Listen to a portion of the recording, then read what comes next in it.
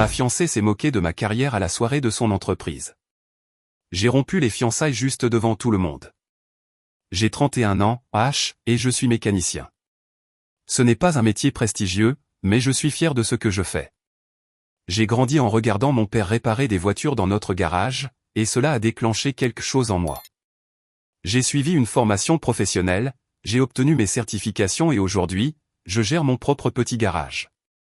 C'est un travail honnête qui paie les factures. Et plus important encore, j'adore ça. C'est pourquoi ce que ma fiancée, enfin, mon ex-fiancée maintenant, a fait à la soirée de son entreprise m'a frappé si durement. Mon ex, que j'appellerai F, est tout mon contraire à bien des égards. Elle est sophistiquée, travaille dans le marketing d'entreprise et a toujours été entourée de gens qui valorisent les apparences par-dessus tout. Malgré nos différences, je pensais que nous avions quelque chose de spécial. Elle me disait souvent à quel point elle admirait mon éthique de travail et qu'elle aimait le fait que je suive ma passion. Du moins, c'est ce que je croyais qu'elle ressentait. Tout a commencé à la fête de fin d'année de l'entreprise de F, il y a quelques semaines. Elle était très enthousiaste, disant que ce serait l'occasion pour moi de rencontrer ses collègues et de voir son univers. J'étais un peu nerveux, je ne suis pas très à l'aise en costume et dans les endroits chics, mais je voulais la soutenir, alors j'ai accepté d'y aller. À notre arrivée, l'événement était exactement ce à quoi je m'attendais. Élégant, haut de gamme et rempli de gens qui semblaient sortis d'un magazine de mode. F s'est fondu dans le décor, riant et discutant avec ses collègues. Moi, en revanche, je me sentais complètement à part. Mais je me suis dit que ça n'avait pas d'importance. J'étais là pour elle, pas pour eux. Les choses ont commencé à mal tourner environ 1 heure après le début de la soirée. F me présentait à un groupe de ses collègues quand l'un d'eux, un type qui semblait être né dans une salle de réunion, m'a demandé ce que je faisais dans la vie. Je gère un petit garage de réparation automobile, ai-je dit simplement. Avant que le type puisse répondre, F est intervenu. N'est-ce pas mignon, dit-elle en riant. C'est un peu le roi du cambouis des temps modernes. Le groupe a gloussé et je me suis figé. Le roi du cambouis, ai-je répété en la regardant. Elle a balayé ça d'un geste de la main. Oh, allez, c'est juste une blague. Ne sois pas si sérieux. Le groupe est vite passé à autre chose, mais je n'arrivais pas à me défaire de ce commentaire. Ce n'était pas seulement les mots, c'était le ton, la façon dont elle l'avait dit, comme si mon travail était un petit passe-temps stupide au lieu d'une vraie carrière. J'ai essayé de l'ignorer, me disant que je surréagissais, mais au fond, ça m'a blessé. Le coup de grâce est venu plus tard dans la soirée, lors d'un toast. F s'est levé devant tout le monde, verre à la main, et a commencé à remercier son équipe pour leur travail acharné. Puis, sortie de nulle part, elle a tourné son attention vers moi. Et un merci spécial à mon fiancé, a-t-elle dit en souriant.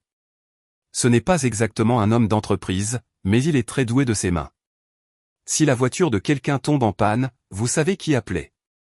La salle a éclaté de rire.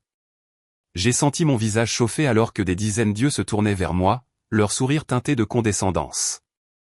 F rayonnait, clairement satisfaite d'elle-même, tandis que j'étais assis là, humilié. Alors que les rires s'estompaient, j'ai croisé le regard de F, lui demandant silencieusement pourquoi. Elle n'a pas semblé remarquer mon malaise, ou pire, elle s'en fichait. Elle était trop occupée à se délecter de l'attention, manifestement fière de sa petite blague. Je me suis excusé de table et je suis sorti pour m'éclaircir les idées. L'air frais de la nuit était un soulagement bienvenu, mais mes pensées étaient tout sauf calmes. Je repassais ces mots en boucle, les rires résonnant dans mon esprit.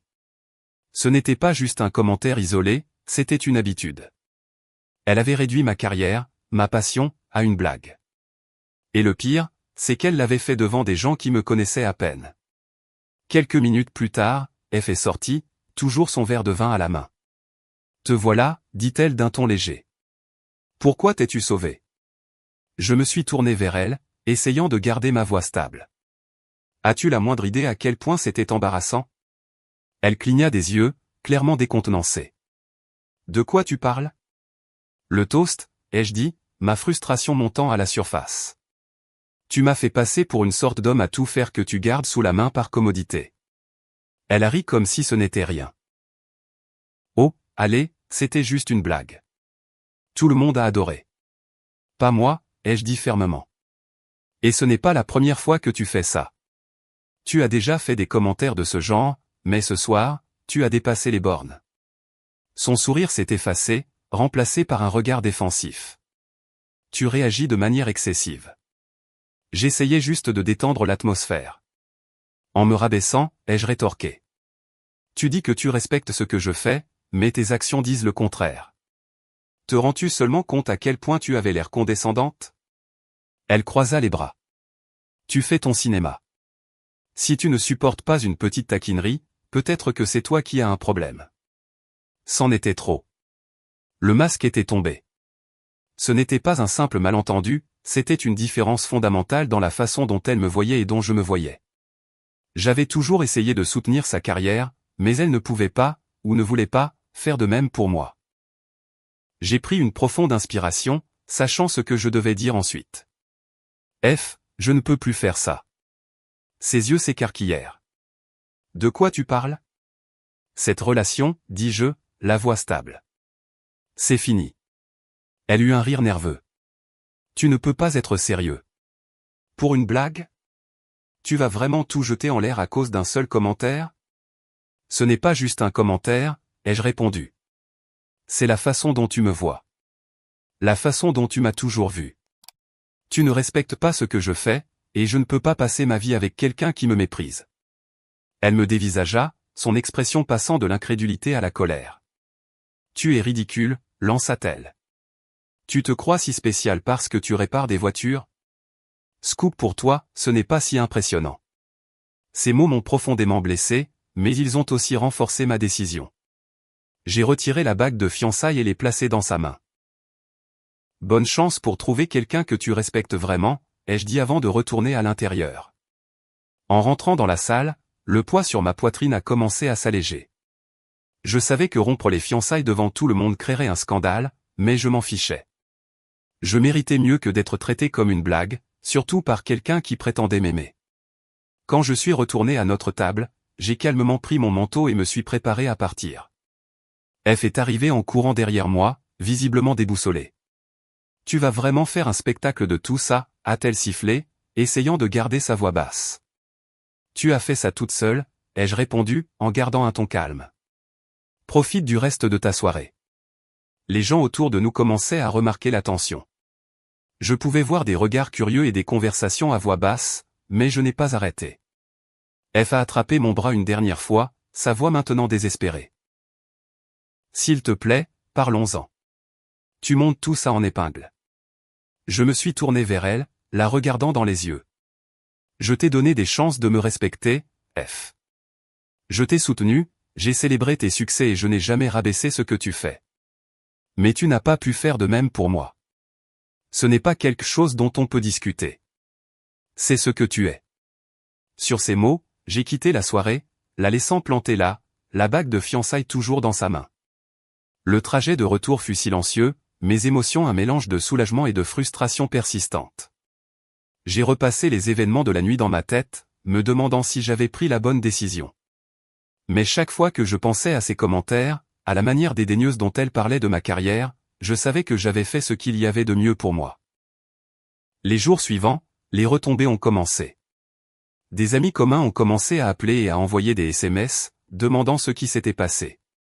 Apparemment, F n'avait pas perdu de temps pour donner sa version de l'histoire. Il est tellement peu sûr de lui, a-t-elle écrit dans une conversation de groupe. Je plaisantais et il n'a pas supporté. Qui met fin à des fiançailles pour un toast? J'ai choisi de ne pas répondre. Les gens qui comptaient connaissaient la vérité, et je n'allais pas m'abaisser à son niveau. Mais quand un ami m'a envoyé des captures d'écran d'elle se défoulant sur les réseaux sociaux, j'ai réalisé qu'elle n'allait pas s'arrêter. Elle me dépeignait comme contrôlant et hypersensible, affirmant qu'elle avait échappé belle. C'est alors que j'ai décidé qu'il était temps de reprendre le contrôle du récit. J'ai contacté les personnes qui étaient à la fête, amis, collègues, même de simples connaissances, et j'ai calmement expliqué ma version des faits. Je leur ai parlé du dénigrement constant, du manque de respect, et du fait que la fête n'était que la goutte d'eau qui a fait déborder le vase. La plupart d'entre eux ont été compréhensifs, et certains se sont même excusés d'avoir ri au toast. Un de ses collègues m'a envoyé un message privé en disant « Je n'ai jamais aimé la façon dont elle parlait de toi. On aurait dit qu'elle se contentait de moi. » C'était blessant, mais ça a aussi validé ma décision. F ne m'avait jamais vraiment estimé, ni moi ni mon travail, et je n'allais pas la laisser continuer à définir le récit. Ma décision de rompre les fiançailles a provoqué des remous dans nos cercles sociaux, mais je suis resté ferme. F a continué ses tentatives de me faire passer pour le méchant, mais son comportement à la fête et les histoires que d'autres ont partagées sur son compte ont commencé à la rattraper. Un moment particulièrement satisfaisant est arrivé lorsqu'un ami commun qui était indécis m'a envoyé un message. J'ai parlé à quelqu'un de son bureau, a-t-il écrit. Ils ont dit qu'elle se vante de s'être contentée de toi parce qu'elle pensait que tu serais facile à contrôler. On dirait que tu as échappé belle. J'ai vraiment échappé belle. Le moment de clôture ultime est venu quand j'ai reçu un appel de son patron. Apparemment, les ragots sur la fête étaient remontés jusqu'à la direction, et il s'inquiétait de son professionnalisme. Je n'ai pas eu grand-chose à dire, j'ai juste confirmé les faits concernant le toast et son comportement ultérieur. Le patron m'a remercié et a dit qu'il gérerait ça en interne. Je ne sais pas ce qui s'est passé ensuite, mais j'ai entendu dire que F avait été écarté pour une promotion qu'elle convoitait. Après tout, les actions ont des conséquences. Avec effort de ma vie, je me suis plongé dans le travail et dans les choses que j'aimais. J'ai commencé à entreprendre des projets plus complexes au garage, j'ai modernisé certains de mes outils et j'ai même commencé à donner des cours le week-end pour les mécaniciens en herbe. Ça faisait du bien de se concentrer sur quelque chose qui m'apportait de la joie, libre de tout jugement ou condescendance. Quant à la bague de fiançailles, je l'ai vendue et j'ai utilisé l'argent pour m'offrir des vacances bien méritées.